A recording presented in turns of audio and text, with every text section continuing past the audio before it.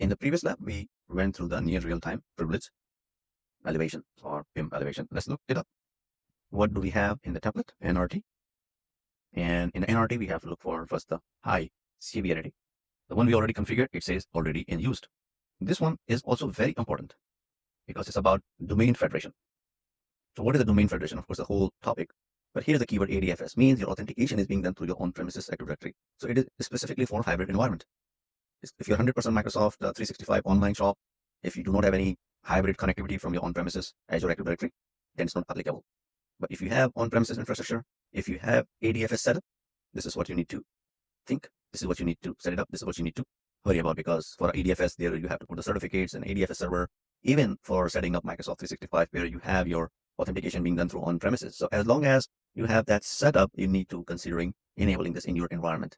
So again, you click on those links, you come here, and then you have to understand that, like, because it's enabled single sign-on. So basically your identity infrastructure can be compromised. You want to be watchful for that. So the whole article.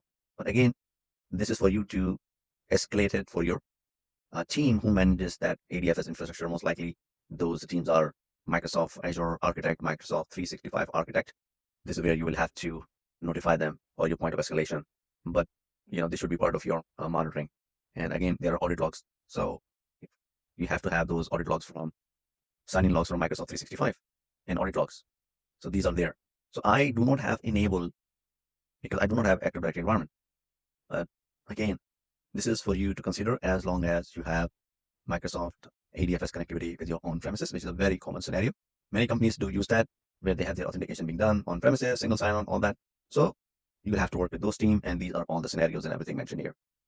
So again, if this is the case, you better enable this template.